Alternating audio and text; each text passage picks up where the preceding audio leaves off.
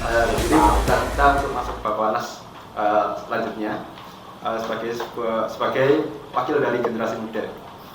Lalu saya mengajukan permohonan ini ya semata-mata untuk ilmu dan tidak ada yang lain daripada ilmu, tidak ada yang membayar, tidak ada yang mengorder. Dan saya murni karena saya sudah semester 7, saya berharap saya dapat mengamalkan ilmu yang telah saya dapatkan dari perkuliahan dan untuk dapat mengasah kembali ilmu yang telah saya dapatkan.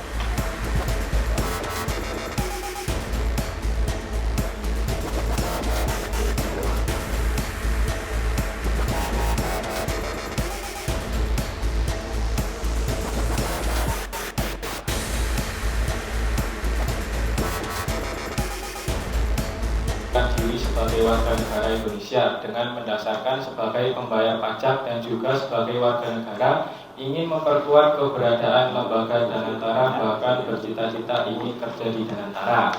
Dasar saya sebagai pembayar pajak dalam permohonan ini adalah pemerintah mendirikan dan menjalankan Danantara menggunakan sumber keuangan negara termasuk dari pajak, sehingga Danantara harus hebat dan kuat. Termasuk diantaranya adalah kepala Danantara harus dijabat oleh seorang menteri.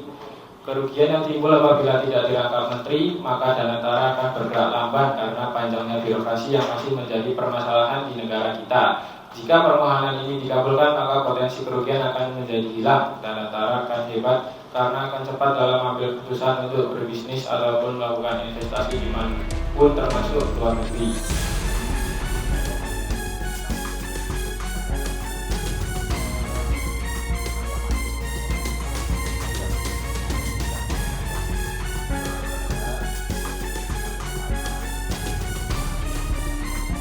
Kalau berdasarkan putusan Mahkamah Konstitusi atau berdasarkan Undang-Undang Kementerian Negara itu kan dilarang merangkap jabatan.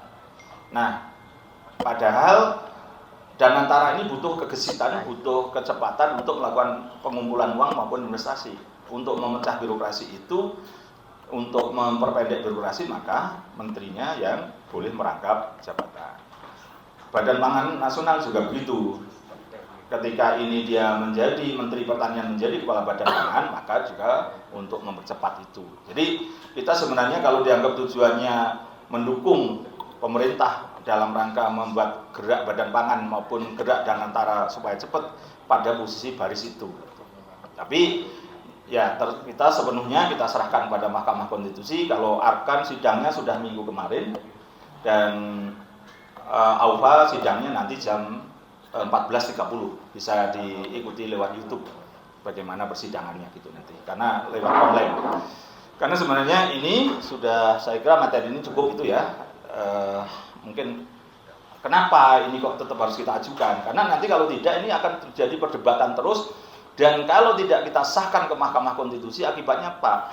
Bisa jadi keputusannya Kepala Danantara nanti tidak dianggap sah atau dianggap tidak sah. Misalnya dalam melakukan investasi atau mengurangi investasi, atau misalnya yang baru misalnya mau mengupayakan Gojek gabung Goto dengan Grab misalnya.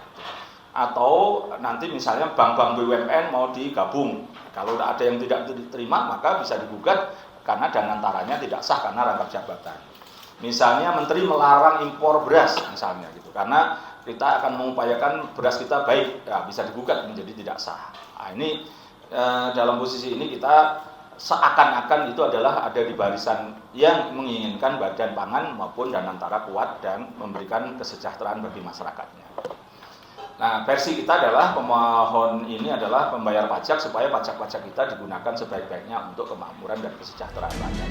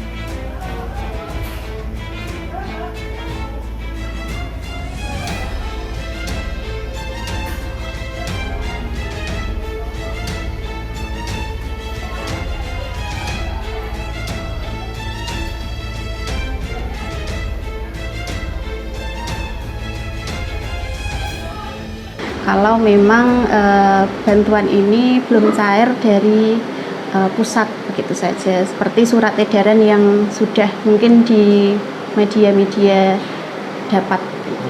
Kalau itu sejak kapan? Sejak kapannya untuk berhenti sementara operasional ini per tanggal hari ini, hari Senin tanggal 15 Desember 2025. Sampai kapan tuh?